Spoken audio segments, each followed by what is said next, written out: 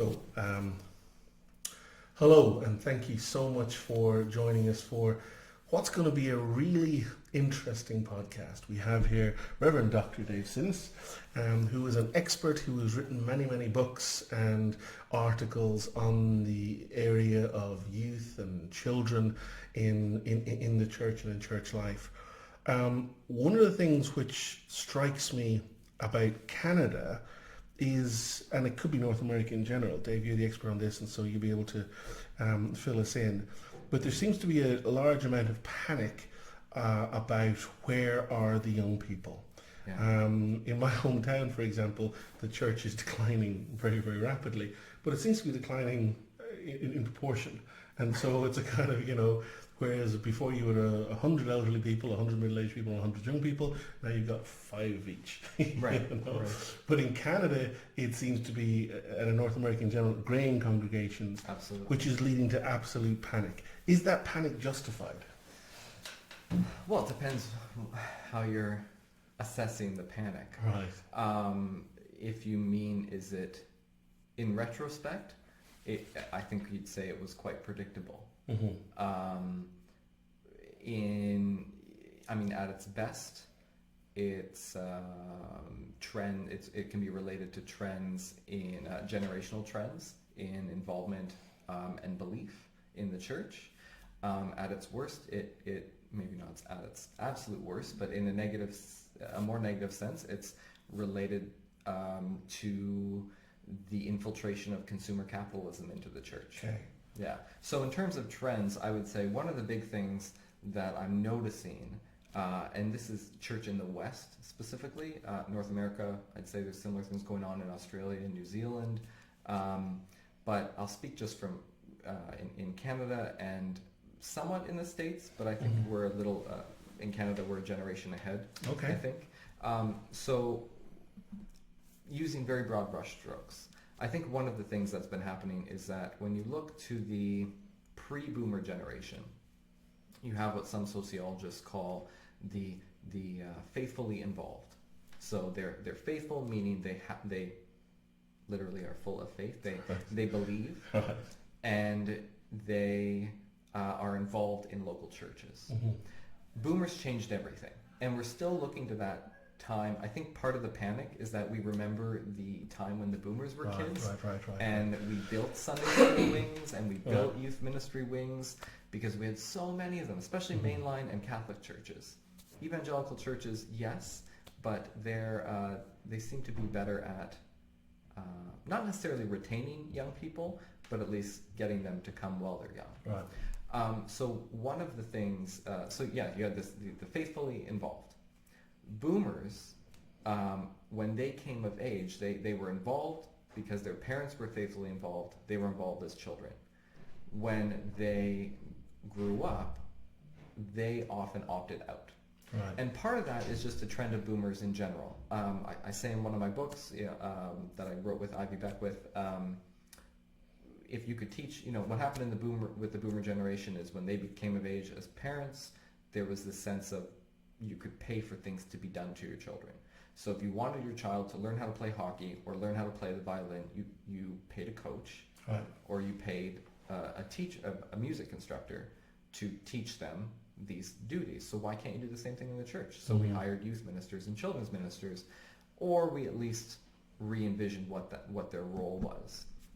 Okay. So what happened also, though, is the boomers often opted out of church. So the faithfully involved parents led to the faithfully uninvolved boomer children. So now they were of age, 80s and 90s. So they still possessed the belief. They still believed in church. They still believed in God. They might have prayed or read the Bible, or kind of those sociological marks of faith, whatever those mean. So they were the faithfully uninvolved. Problem is, when they had children, which is the generation that I would say are, young children now to young adults in our churches, when they had children, because they were uninvolved, the kids didn't often go. And so the reason the boomers were faithfully uninvolved is because they went as children. They knew they had developed some sort of personal faith from going to church and being a part of a family that practiced.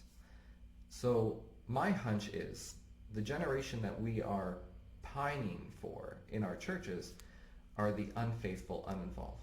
Right. And you can't really blame them for being unfaithfully uninvolved, because if their boomer parents never got them involved in the first place, how are they going to develop the faith in faith in the kind of the core doctrines of the church. Right. People still, it's the rise of the spiritual but not religious. Yeah. A lot of these spiritual but not religious people didn't opt out for religion. It didn't weren't religious and then opted out. A lot of them just were never religious to begin with. Yeah.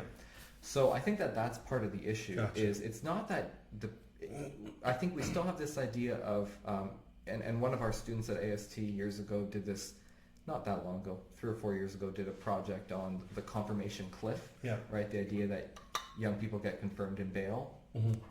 That's still a trend, and there are other reasons that happens. But there's fewer and fewer kids getting confirmed in the first place because they're not coming. Right. So I think as much as we might think it's this sense that we're having trouble retaining our young people, I think the bigger issue is we had trouble retaining their parents. Okay, that's fascinating.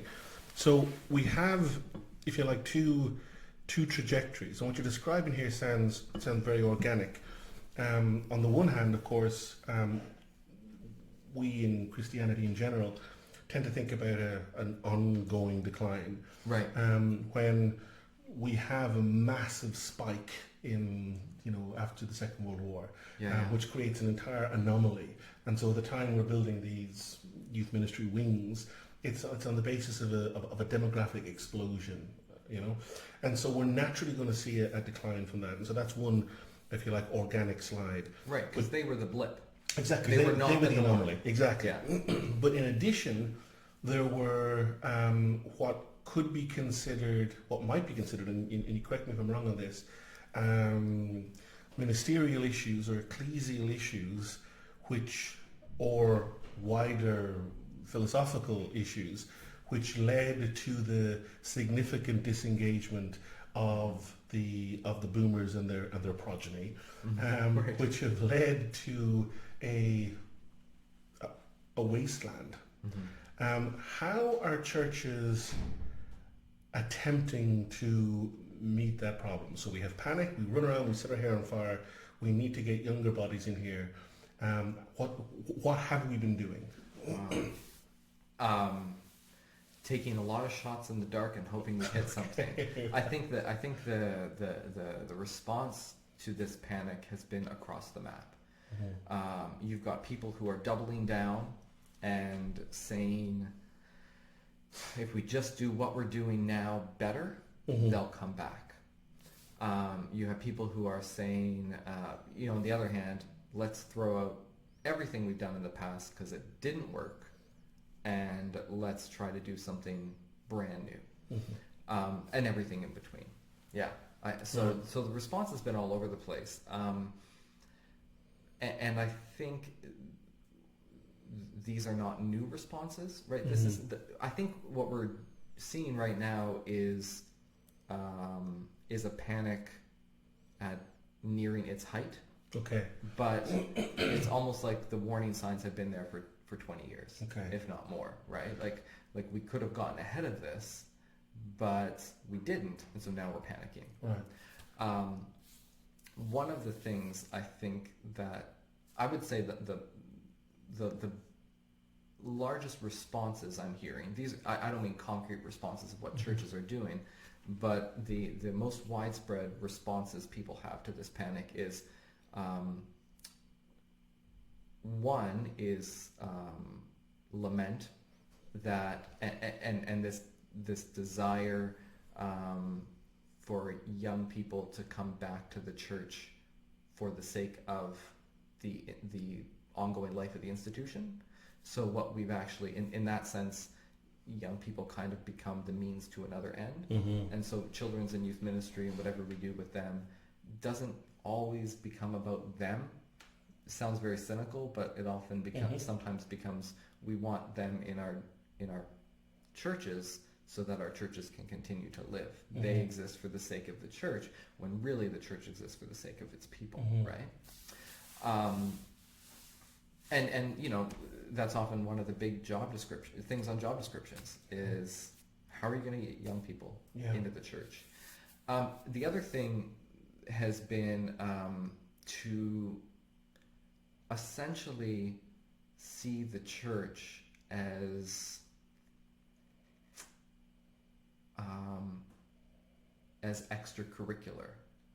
What I mean by that is there's a lot of lament and a lot of discouragement about the fact that Sunday mornings are not Sunday morning, you know, that sacred time anymore. Even the malls are open Sunday mornings, right? Right. So you know, hockey games, ballet practice, soccer games, these things happen Sunday mornings, and families are so over programatized as well that sometimes when nothing's happening on Sunday mornings, that becomes the family time, right? So you have the rise of the trend of the Sunday morning brunch and the Sunday morning running club and all this stuff that you would never think of doing generations ago, because Sunday morning was church time. So sometimes the church's response has been to say, well, we just have to offer better stuff so that they choose us instead of hockey. But that's kind of what I mean by that they've made themselves into an extracurricular activity in competition with other extracurricular That's activities. the market in which they see themselves. Right, and they never, most churches would never name that. That's not the intention, but the end result is what we've done is essentially said, church is an optional add-on in your life, and if we can make it more attractive, people will come. We have to give people a better reason to come here than to go to that hockey tournament. And the reality is that is the infiltration of consumer capitalism into the church. Right. And I think that's one of I think when we've done that, we've kind of shot ourselves in the foot, because now we're not the church anymore. Now we're another product on the market. Gotcha. We've got to make sure that we come back to that, and I think that's a place that our conversation really needs to go. But before we come back to that, I want to benefit from your expertise a little more in a slightly different area, in that it seems to me as an amateur in this, but if I'm reading, you know, Aquinas and everything since, there isn't really a sense of children and young adults as being a thing. You know, that is sort of they are proto adults, and eventually they'll get there, but they're not being studied for themselves. They're not being understood. And one of the things that you've looked at is styles of faith, and you've started looking at child psychology and the sort of and what is it like to be a young person, right? Which I think for most of the church's history, actually, I think, you know, people like Chrysostom, although in a very, very different way, did this a wee bit. Right. Absolutely. But for most of the church's history, it's practically ignored. But what can you tell us a little bit about that? Because when we come back to then what the church can do, let's come back to it after having understood a bit more about this strange subject matter. Right, you know? right. People who are not adults. Yeah, absolutely.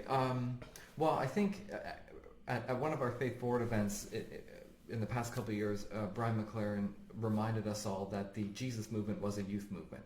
These are people who were fishermen with their fathers. Therefore, they weren't that old. So these days, they would definitely be in our young adult mixers, right? if that old, right? Yeah. And you know, we have these paintings of them with gray hair and long beards and things like that. Exactly. But let's be honest, you know, they were young. Yeah. And so you have this like youth movement that suddenly ceased to be a youth movement. You know, not suddenly, but over time ceased being a youth movement. So it's existed in the history of the church. There's a great book, now almost 20 years old, by an edited volume by Marcia Bungie, who talks about, it's called The Child in Christian Thought, and it's this massive book filled with chapters going from the New Testament to contemporary feminist theology, different theological movements and theologians and what they've had to say about children and young people. Because there's been a lot that the church has said, but not in comparison to everything else the church has said. Of course. Do you know what I mean? Yeah. So, and it's often been buried or intermingled with a wider topic. So it's not like, Martin Luther went out and wrote a book about children, even though he did write a lot about children and about parenting and things like that. So it has existed in the history of the church, and yet we've kind of forgotten about it. So I think the trick there is to kind of go back to some of that and look at what other people have said about it. Some of, not even just said about it, Andy Root wrote a book about kind of bringing attention to the fact that Bonhoeffer was a youth pastor in Germany. And so you have this person who is, whose theology has influenced so many nodes of the church, yet his theology was influenced by his work as a youth pastor. Yeah. So it does exist. But I think the other thing is, you're right, that for a while, young adults, teenagers, we didn't talk about them. And part of that is just the fact that adolescence is a social construction. I'm not the first to say that by far, but essentially adolescence didn't even exist until kind of, the early 20th century, the late 19th century. But then, with the kind of youth revolution that happened in the middle of after World War II with the boomers, and a little bit before them even, but in the 60s you have this kind of rise in youth culture which redefined adolescence as well as a new construction. And now, over the past 15-20 years, you've got this research about young adults, emerging adults, again because our human lives are responding to the realities in which we find ourselves. So back in the 60s, when people often finished high school and worked afterwards, adolescence ended and adulthood began. But now you've got people going and doing their undergrad, the master's degree becoming the new undergrad, right? Kind of like the new minimum for a lot of areas, further extending education, further prolonging the move to full adulthood. So now we have this rise of the young adults who, again, are this kind of, we don't understand them as a church because the marks of what it means to be a good Christian, both from the church's perspective and sociologically, don't exist with them. They often don't have the expendable income to donate. And givings has been what some people use as a mark of involvement, right? Where your money is, there your heart is. They don't have the same kind of time. They often don't have the same schedules to be able to be involved in the same way. So the assumption has been it doesn't matter as much. I know this is a really roundabout way, but both theologically and sociologically, it's really fascinating, there's multiple reasons why this seems like it's suddenly a new thing, but we actually have a rich history in the church. Gotcha. Yeah.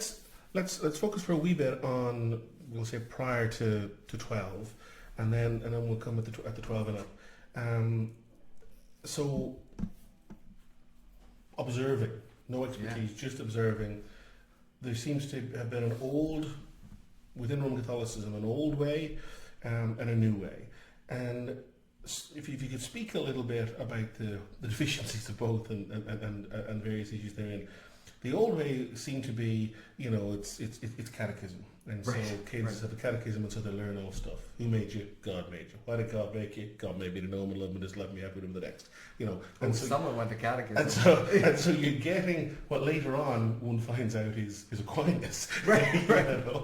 Put in Q&A format. And the hope is that you learn this stuff, and if you don't, you get bet. But you learn this stuff, and at the same time, their sacraments working magic on you. And so a combination of this stuff that you know and the sacraments working magic on you means that somehow by the time you hit 13, 14, it all clicks into place and you're a good Christian. Absolutely. So that's So that's the old approach, and I think that hasn't worked. Then the newer approach seems to be these children are not really capable of faith as such, but they can get a sense of the fact that God somehow loves them. And if we can entertain them or give them some kind of positive feelings to do with church, then again, later on, this sense that God loves them plus a general positivity vis-a-vis church will make the magic kick in later on. And so the children as they are, as people who may or may not have a faith life, is completely ignored. Let's ignore the fact that they actually may be capable of a relationship with God or like that, and let's kind of try and somehow sow seeds that later on may bloom into something. That seems to have been the approach, and it seems that neither have worked. Right. And it's interesting, that whole idea of there are two things I think that are important to highlight with what you said. Well, before I highlight those things, you're speaking out of from a Roman Catholic perspective. Yes. There's the same issues are happening in the evangelical church and the mainline church as well. Of course, they wouldn't say the sacramental magic, but it'd be the magic of being involved in church, the magic of church involvement, the magic of however people understand the what church adds to your life, right? So it might be a different brand, but it's the same.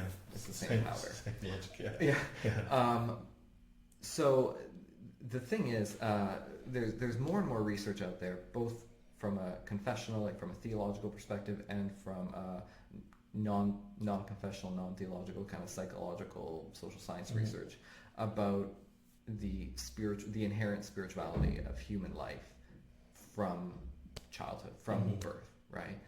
And what that is essentially undercutting is this whole idea that we have to teach them how to have faith. We have to teach them how to be spiritual. Right. But really, it's hearkening back to what Jesus said in the New Testament about who's the greatest in the kingdom?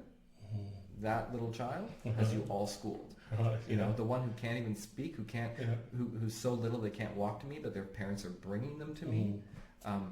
That's the one you all have to be like. And somehow we flipped it. And again, this is part of the whole, now we're not a youth movement, we're an adult movement, because we have these adult conceptions as to what counts as faith. And we're taking these children and saying, you have to become like us. Right. When really people like David Hay and Rebecca Nye are actually arguing that the words they use are adult worlds are more destructive to our inherent spirituality. Gotcha. Than beneficial. Right. So I think we kind of got it backwards. Right. That being said, formation matters, development matters. So we still have to, we as old timers in the church, whether it's a 4-year-old or a 40-year-old who's never been to church, we owe it to those newcomers to learn how to be part of this community of faith and what this means. What we have forgotten is that those people already have relationships with God. Those people already have spiritual capacities. We're not giving them that. What we're doing is giving them a framework with which they can make meaning or with which they can understand. They're going to make meaning of it. They're going to figure it out for themselves. The research shows us that.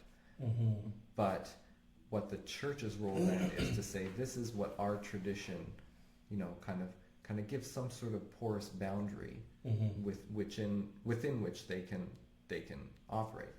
So that's the one thing. The other thing is there are more and more studies being done. It's not like the world is replete with them, but there's some studies being done about young people who leave church, why they left. There's a book by St. Mary's Press, I think it was research they did internally too, called Going, Going, Gone. You can't get it at the AST library because it's on my desk right now, our copy. But the findings were interesting, but one of the things I really think is fascinating about this study is that they have these long lists of appendices in this little book where they did these surveys digitally with people, essentially teenagers who don't go to church anymore. Catholic Church specifically, who don't go to Mass. And they have their answers verbatim. Spelling mistakes and bad punctuation, it kills me, right? As a little bit of a grammar person. But they just put them verbatim, what all these responses are.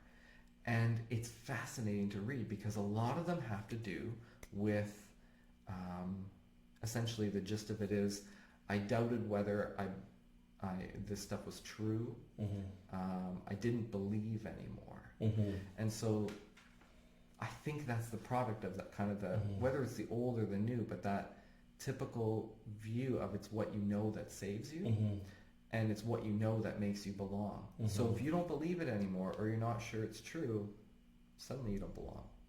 So this assumption, what we've essentially done is by treating catechism, by treating formation like school, like a bunch of facts to be memorized and internalized, that when you naturally come of age and your brain develops the capacity to doubt, to challenge, to push back against authority, rather than the church kind of holding you through that process, it's seen as, well, I don't believe, therefore I don't go anymore.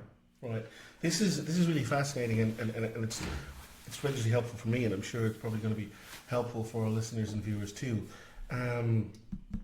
There is Aquinas, much as I adore him, plays a little role in this, but it's very much from Kant on, the intellectualization of human personhood, that a person is a rational subject. It's been throughout modernity, we've just strengthened that view, absolutely, right? And that seems to fuel our approach to like the children, whereas somehow we've got to flip it, as you say, and see that their faith, and again we're talking here, young children, that their faith is not simply sufficient, but it's exemplary. It's that to be learned from, and therefore, rather than trying to get them to hear by learning this, and this, they should be sort of learned from, in a sense. And then, by virtue of the privileging of knowledge as data, as we do in modernity, we understand. Well, we make the modern mistake of equating faith and belief, and then belief with knowledge, and therefore we establish ourselves as the authority giving this knowledge. And when they naturally want to push back against any authority and question any knowledge, they find themselves on the outside. Right. Whereas that's all on the basis of our faulty, problematic, late medieval, modern understanding of human personhood and even what faith is. Right. So we need to try and flip our entire our approach. That, I'd say, is a difficult thing to do, but I'd say it's also something which is, again, for me, it's like, boom, wow, and hopefully for our listeners and viewers too, because I've never really thought of it like that. Right. But it's obviously theologically and scripturally rock solid. But Jesus was joking there. No, he actually says it very, very clearly. And that's fantastic. Not only does he say it in Mark, I think there's the one at the end of chapter 9. There's the story of people bringing children to him. At the end of Mark 9, I believe, there's the story of the disciples arguing about who's going to be the greatest. And Jesus goes to the child, not the child coming to Jesus, and says, no, the child is the greatest in the kingdom. Yeah.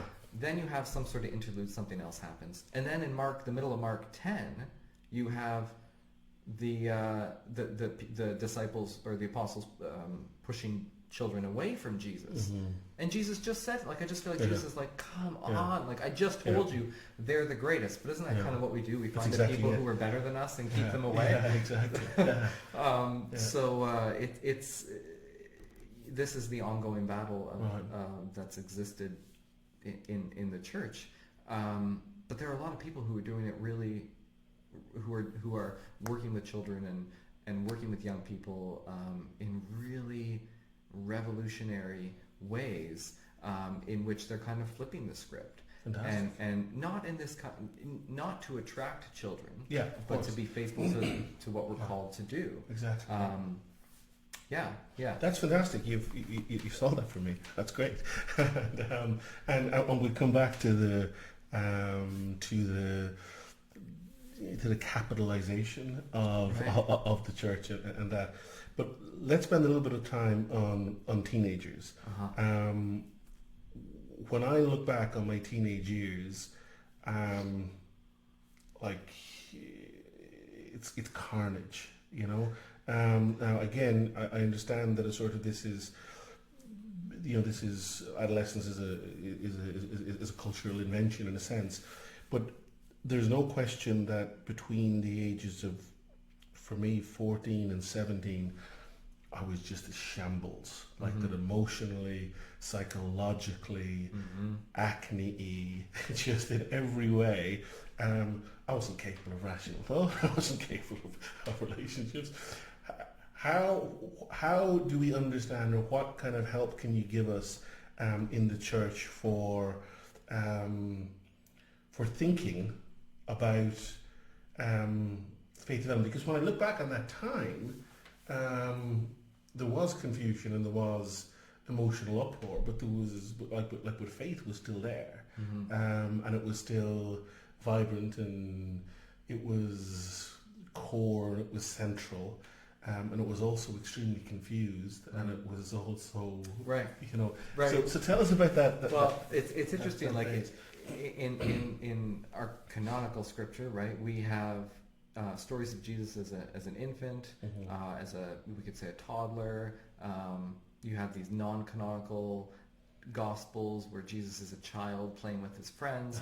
Back to the canon of our scripture, you've got Jesus 12-year-old in the temple, and then it's almost like you have nothing till Jesus is like 30, right? And it's almost like Jesus says to his disciples, "Listen, you guys know what happened to me in that time. This does not get written down. No one. I don't want this being remembered. I was a mess." Iron Maiden phase, no. Exactly. It's embarrassing. I burned all those photos, right? Yeah, and I think that's one thing is when Jesus entered into our humanity, Jesus came as a child. He went through childhood. He went through the turmoils of adolescence, and so we're not alone in that. Right.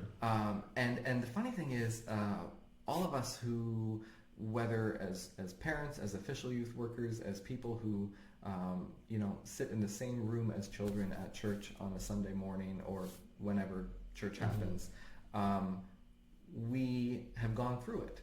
Like, I think that's one of the interesting things is when you look at people who have been often marginalized in theology and in the church, you have, womanist theology speaking back, right? So you have black women speaking back from the experience, and I as a white man cannot understand that experience. But the funny thing is, we can understand because we've experienced childhood and adolescence. Right. So we kind of have this inner knowledge of these others that isn't possible along other lines of difference. And so again, that's something that is one of our inherent strengths.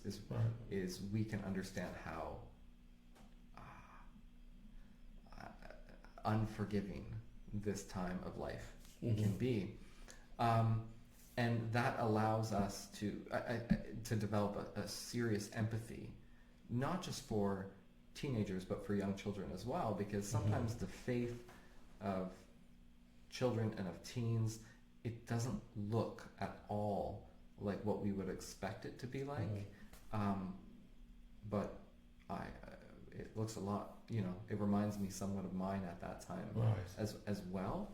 And again, I think that it goes back to this idea of the way we've understood adult faith and kind of inscribed it onto young people as the mark of what you need. And now when you're confirmed or when you're baptized, in believers' baptism traditions, now you're an adult in the church and this is what it means.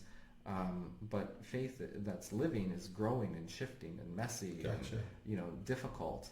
And I think part of it is painting a different picture of faith, so that tumultuous time of the teen years and all the doubts and uncertainties and messiness surrounding faith and spirituality and religion kind of becomes Mm-hmm.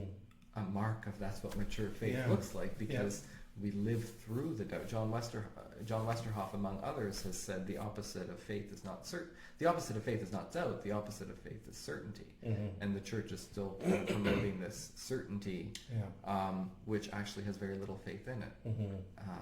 But if we look at the doubt and the disillusionment of that adolescent time of life, Mm-hmm. there's a lot of faith to be had in Right. that. Even among, a couple of years ago, SNL did this piece on like the Christmas Eve mass extravaganza or something like that. And one of the characters, they nail all the classic church characters, but one of them is the college student, the first year college or university student who is now home for Christmas and decided to be an atheist and is challenging the church. But he has to be at mass, but he's not going to say any of the prayers. And to me, it's like, well, good. I'm glad he's there in the church, right? Like, that's great. We've all had those moments where we push back against the faith that we've inherited, the faith we've been told to believe, because that's what happens in the transition of making faith our own, Right. of owning that identity owned faith. So right? once again, a core problematic tendency is to assume that 40-year-old Christian faith is normative, and then problematizing all other iterations of faith until they get to that. Right. Where we need to just explode that and embrace the manifestations of faith at the various stages. Absolutely. Now, with that in mind, because I'm thinking here about, so let's say I've got a kid, well, I have a few kids, Right. and because the great thing about me being the interviewer here is that I'm almost a case study for bad approaches, because my instincts are all wrong on this. So let's say I've got a daughter, and Well, you do. I do. So let's say it. And she says she's speaking about faith in very simplistic, classical, substitutionary atonement language for what Jesus does, therefore what I get, and all my instincts are to try and sow little seeds to a kind of, sort of, help her nuance it, or help her, again, move closer to a 40-year-old faith, which might be a little bit uneasy with classical, washed in the blood of the Lamb, safe, kind of stuff. Right. So I should be listening to this, embracing this, learning from this, as opposed to trying subtly and gently and with love and compassion to manipulate this. Right. Well, I mean, there are certain theological things that we don't want children to, for example, in a very simplistic way, we want children and youth to know that God loves them, Right. and more than that, God likes them as people, Right. Because I think we've so trademarked the phrase "God loves you" that we forget that God actually also kind of likes us, wants to hang out with us. Weird. Yeah. I know. But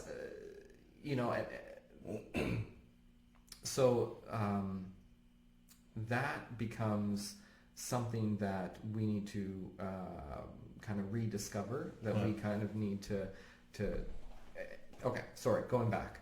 So there are certain things we want young people to know, certain things we don't want them to, we don't want them to go to a point where they're like, I'm unlovable even by God and all that, even though we all feel that at times. But we don't want to be like, yes, I embrace you feeling that way. You stay there if that's what you want to believe, right? We want to bring them back to something that's helpful, especially, those of us who have, if we've all developed this kind of, this mature adult faith, hopefully we've gone through a period where we've gotten rid of some parts of our theologies that we find just more destructive than helpful, more harmful, right? And when a young person that we love and care about starts to pick that up somewhere and bring that into their own faith experience and their own set of beliefs, it's one of those things where it's, I've touched that stove and it burned. Eventually, I realized it burned. But they have to kind of figure that out for themselves as well. But I think you're right on. Like it looks different for everyone, but we don't necessarily say, that if that's what you believe, I want you to stay there. Yeah. But we can affirm, first of all, the great value it is, the wonderful thing that it is, that they're making meaning for themselves. Mm-hmm. So in some of the research that I did, I remember I was interviewing kids at one church in particular, and there were essentially kind of two groups of these. I interviewed 4 or 5 kids, but there were like half of them one way and half of them the other way. Mm-hmm. So 2 of them were the Sunday school superstars. Mm-hmm. Literally, when I went to Sunday school and saw them, they were the ones the teacher, no one had their hand up. Well, they could call that person by name and they knew the answer. But when I interviewed them one-on-one, it was really hard for them to actually talk about anything beyond kind of what they'd learned. Mm-hmm. And these are faithful kids, great children at a good church, but they had not yet learned how to do that theological thinking for themselves. Mm-hmm. So suddenly, when I said, well, what does such and such mean to you? You've told me what you've learned at church. What does that really mean to you? Mm-hmm. There was this awkward 30 seconds of silence as the child went bright red, because for the first time, they didn't have the answer. Yeah. Conversely, you've got these kids, a couple kids who didn't go very often. When they did go to church, they liked to go in the main service with their parents and not to Sunday school. The opposite of the superstar. Mm-hmm. But this one boy in particular, I remember saying, well, I don't understand how oil can bring someone back to life. And I said, what do you mean? And he explained, well, Jesus' friends go when he dies and they bring oil, and when they do, he's alive again. We know that that's not doctrinally correct, but the amazing thing there is no one taught him that. Yeah. So he's figured out for himself a way of making meaning of that story. Mm-hmm. How do we strike a balance between both? Mm-hmm. Right? How do we say, well, you know what? A lot of people say it wasn't the oil, but that's really interesting that you said that. Mm-hmm. How do you strike that balance between helping young people to kind of understand what we might call good theology, correct doctrine, whatever, yet have the freedom to figure things out for themselves? Because that ability to make meaning for themselves is so crucial, and something that goes back to the beginning of our conversation that just has not existed in a lot of parts of the church. Gotcha. Yeah. So there's discernment there, but in general, I need to temper my reflexive stance to try and get them to 40-year-old faith, and need to embrace and nourish and enjoy and learn from their existing relationship with God and the wonder therein. But part of it is they're already demonstrating that kind of good 40-year-old faith, because we can just call it like the mature faith, because for a lot of times faith, again, going back to modernity and the rationalization and intellectualization of faith, we've likened faith to facts to believe rather than ways of thinking and ways of practicing. Yeah. And so your daughter who is saying something doctrinally that you fundamentally do not believe to be true, there might be these processes that have gone into how she's come to think that are actually the marks of a very mature faith, even if the end result is something we fundamentally might disagree with theologically. Of course. So we have to focus not just on the content of faith, but on the processes by which faith and theology is formed and nurtured and matured. Gotcha. Fantastic stuff. And again, we are heading towards an area that I think we both are looking to talk about, but I want to try and use as much as I can when I have you.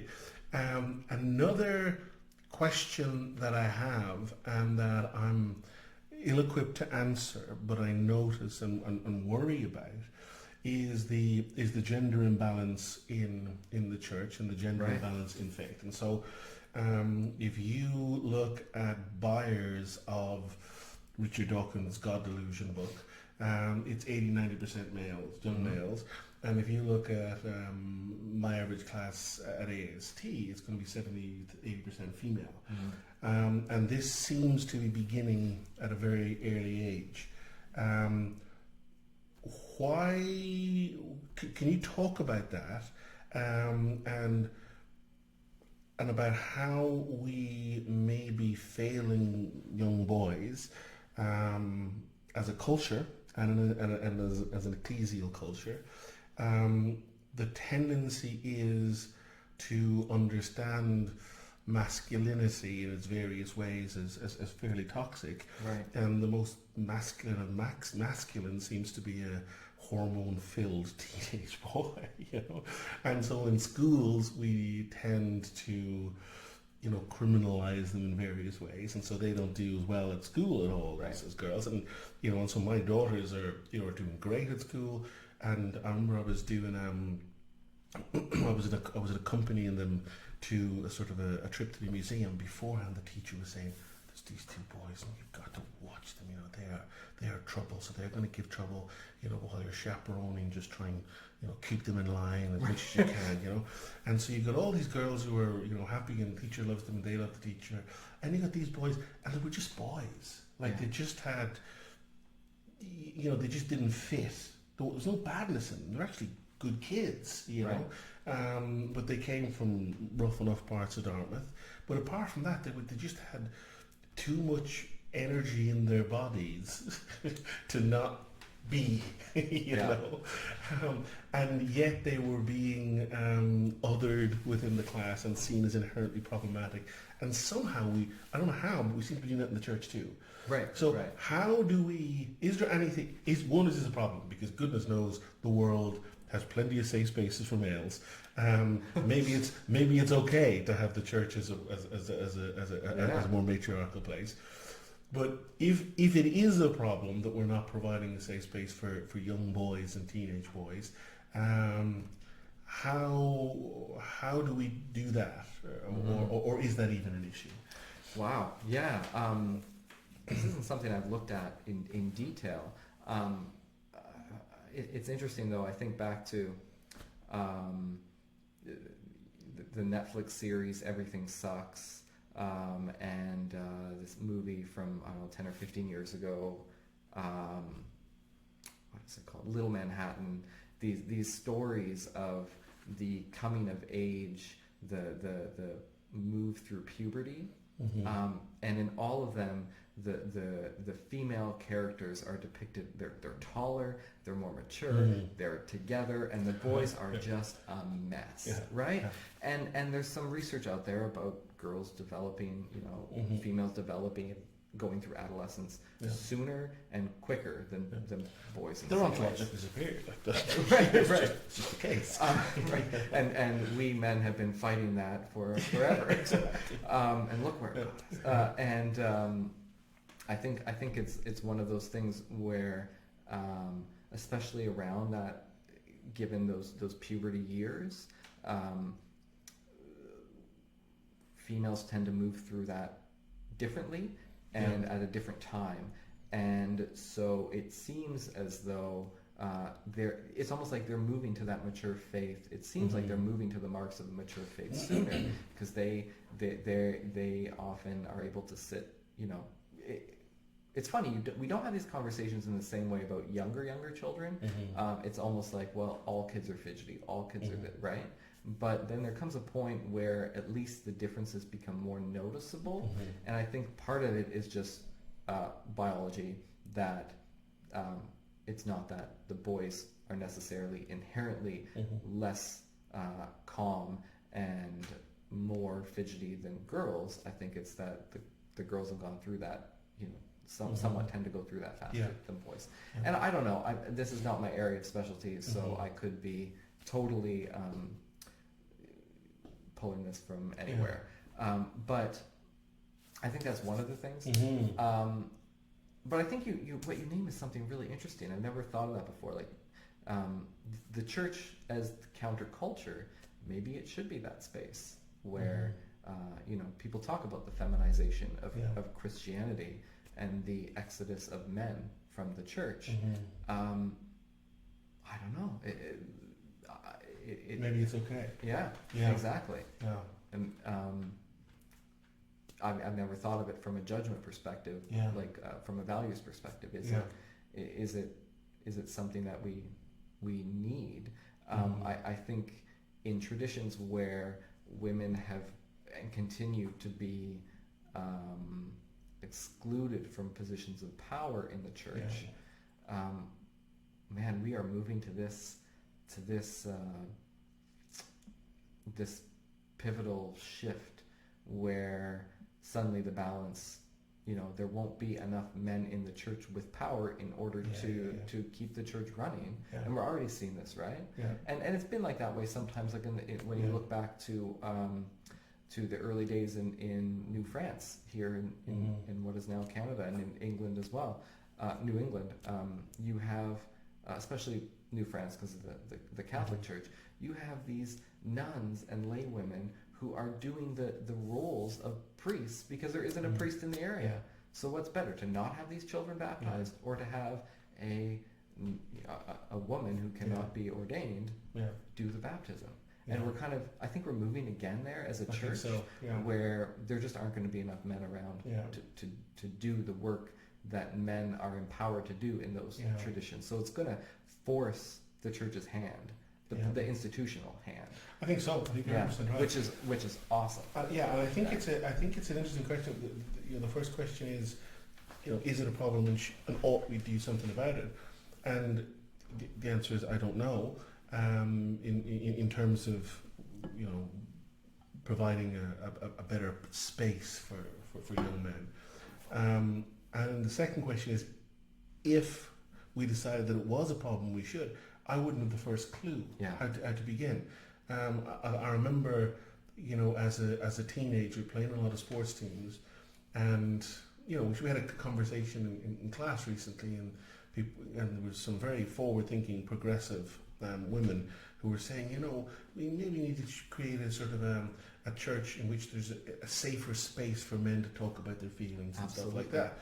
And that's fair enough. But when I think about these guys that I knew, what they seemed to want to do was swear really loudly.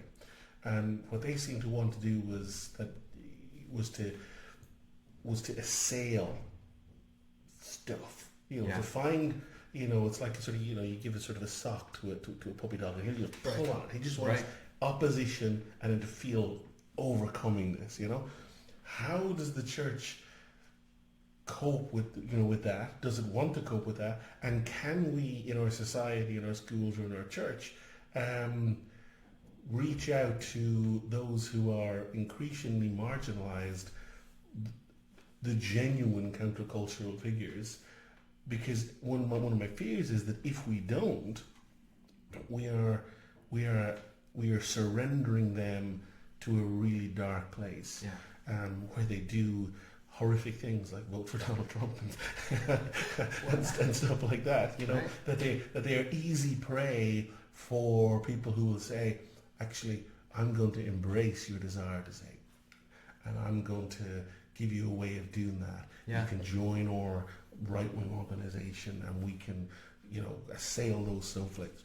And all of a sudden, they're providing the space that we have said we don't want for anything. And I think a lot of that hypermasculinity is a response to the femininity within each of us who are men.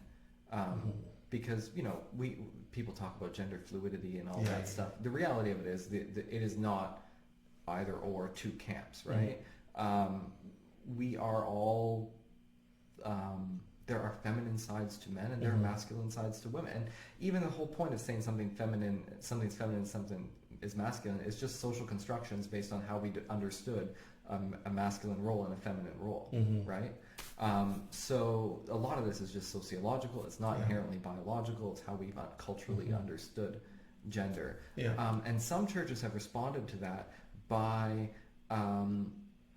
having this embrace of the marks of masculinity in the church. And man, I remember one church I was part of, and they because clearly I'm the bastion of masculinity here, but they would have these men's breakfasts, and it would be like the story, a biker would come in and talk about how he came to Jesus, or a coach of a local, these things, and I'm like, please don't force me to go.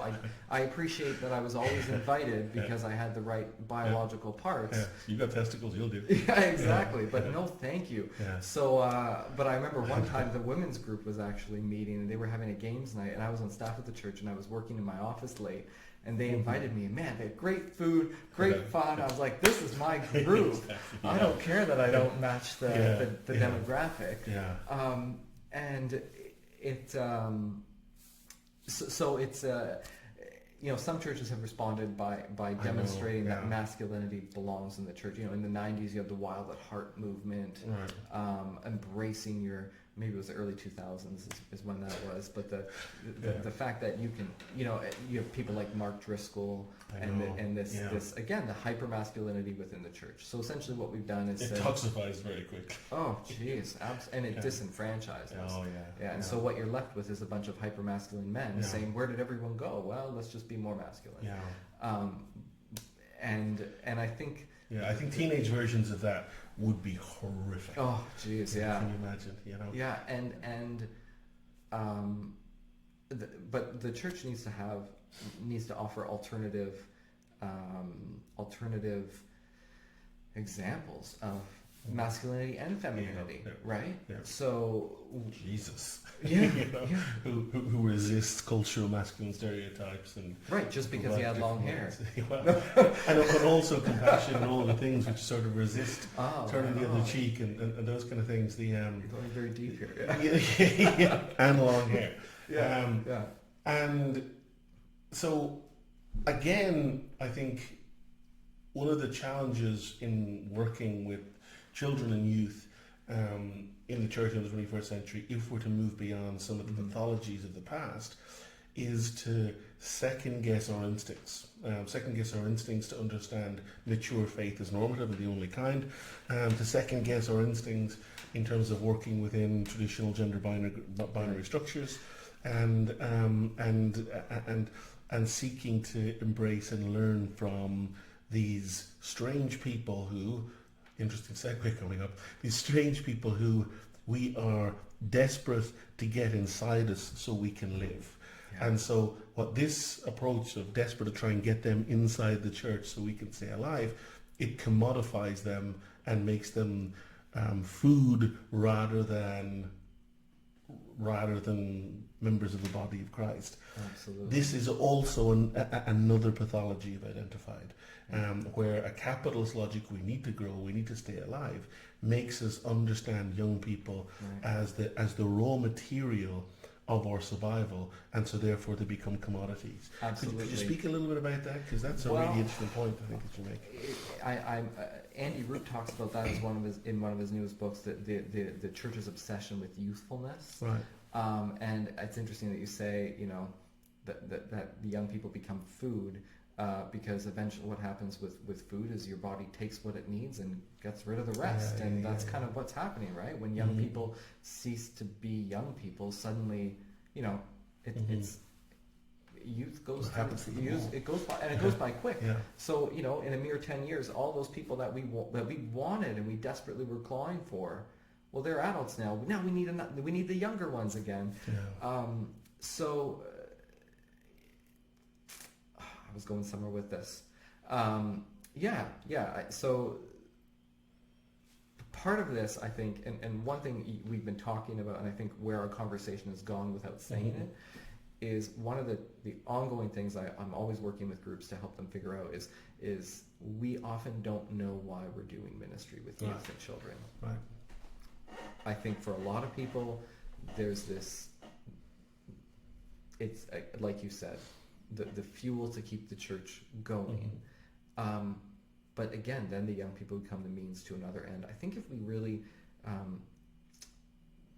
dig deep into our core values as Christian people. And, you know, I always say what we're trying to do is help young people live as disciples of Jesus, because they can do that in their own way, often better than we can. So if that becomes our goal, then things shift.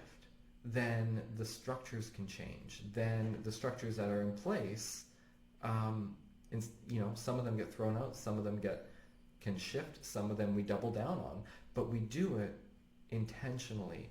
And again, this kind of goes back to what I was saying, is a lot of churches are shooting in the dark hoping they hit something. So we need to turn the lights on and name what our target is. What is our goal for ministry with young people? And it's going to be the same goal, I think, as ministry with people of every age, helping them to live the way that Jesus calls us to live.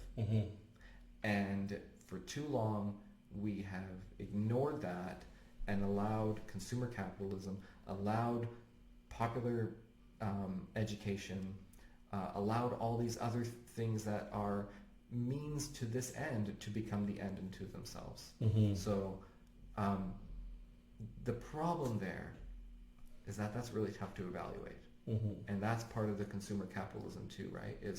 Is what's the bottom line? The bottom line is always numbers.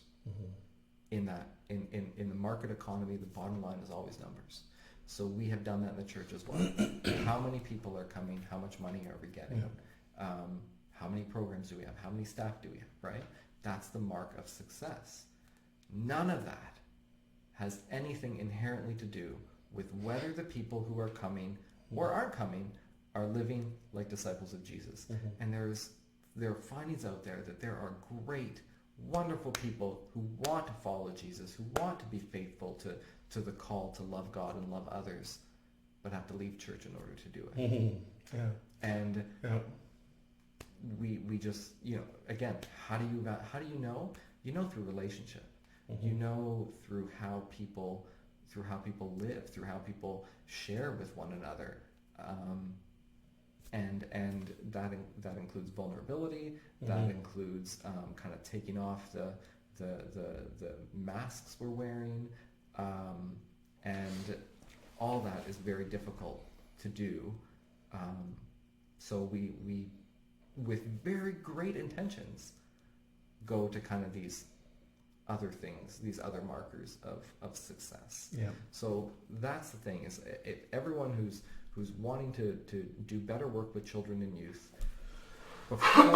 before they ask, what am I going to do? It's, what's the goal? Because we're never going to know if what we're doing matters until we know what it's meant to accomplish, what we hope it will accomplish in the lives of these young people.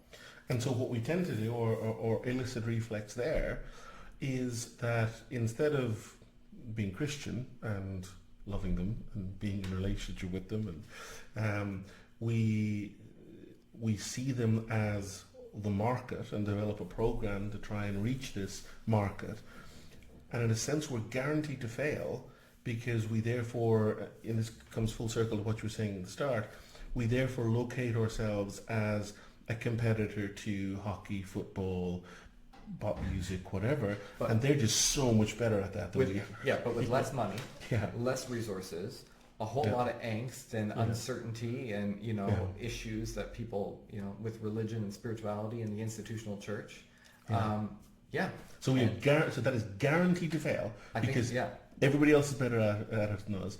And so instead of programs and strategies in which we can compete in this marketplace, to become attractional, we need to just be Christian as much as we can vis-a-vis these people, and be in faith relationship with them, and again towards that end of journeying with them on our shared journey to Christ. So going back to this guy named Jesus, when you look at there are so many different stories of Jesus in the Bible, where you have a rich young ruler. Now, young in that time is even younger than we think now, right? So you have a rich young ruler, and Jesus says, "Oh, you want to follow me?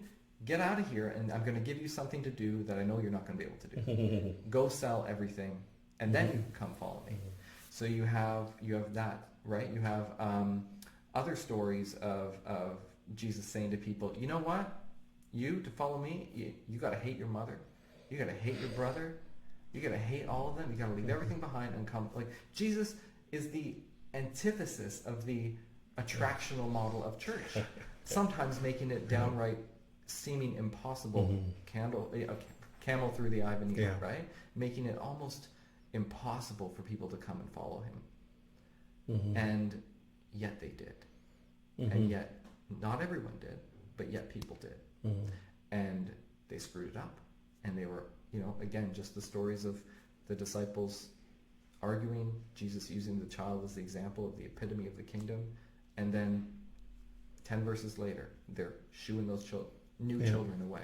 Like, they mess it up. They fail. I think the kind of slogan of the Discovery Show Mythbusters needs to become the slogan of the church, right? Failure is always an option. And I actually was just watching one of the last episodes they did before the series kind of took off with new hosts. And for the first time I heard them explain because I always said that, we have to remember the church, failure is always an option. And they actually explained what they meant by that. They said, we don't mean do your work poorly. We don't mean expect you're going to fail. We don't, we mean have solid methods. Know what you're trying to do it the best you can. And if it fails, you learn something and you use that to do what you were going to do even better. So it doesn't mean we do it half-assed. It means we give it our best shot with clear intentions, and if we screw it up, well, we'll try our best next time not to screw it up. Yeah. What you're saying there about Jesus seems to be particularly potent within a capitalist context, where from the time that children are aware of the world around them, they're being sold to. They're seen as market. Everyone is pitching to them. Everybody wants them to join their phone company, join their bank. And get them young and you have them for life. Disney knows exactly. That. And so they naturally grow up extremely suspicious of all these organizations that are grasping on them. And the church, in putting themselves alongside these things, becomes one of these grasping, predatorial institutions which is desperate to get them in and use them for food. And yet we do it much more poorly. Yeah, exactly. And so it's strange that what you're saying is incredibly countercultural, and it's be more like Jesus. Yeah. Which I suppose is the way it always should be. Right. But that's the story of the church, right? This living within a culture, but living according to different rules, with a different end game in sight. And I think that's the eschatological nature of ministry with young people, is that we are not focused on just here and now, but we know that there is something greater to come, and we want young people to be part of that, right? I think part of it is also we've sidelined God. And so a lot of the great missiologists talk about how it's not our mission, it's God's mission, and we are invited to be a part of that. God is going to keep working with young people whether or not the church does it well. God is going to keep breaking into people's lives, and I think the role of the church is to join God in doing that and helping people name God in that. I think we've, as a church and as a society, we've sidelined God in different ways. So in the church, we've sidelined God by saying, it's all on us. We got to do this. We got to save the church. We human beings. And in society, we've sidelined God by saying, even if God exists, God is not in our daily lives. God has nothing to do with our regular lives. So when something happens, even something as mundane as a child studying really hard for that geography test and remembering the names of the Great Lakes. I mean, we as a church are called to ascribe that to the aid of God in their lives, to name God into young people's lives, because I think that's, at the end of the day, it's not going to be what young people learn that keeps them involved. It's not going to be what programs we offer. It's going to be because we have helped them name those God moments in their lives in a way and tell them that they're called by God to do something great, and we want them to be part of this community that is called to do this work together. Fantastic. Dave, that is wonderful, wonderful stuff. Thank you. Thanks. For our listeners and our viewers, if they want to learn more from Dave Csinos, is the best place davecinos.com? That's is it. Yeah. davecinos.com. So check Dave out, and there you'll be able to see his books and his work and any speaking engagements and things like that.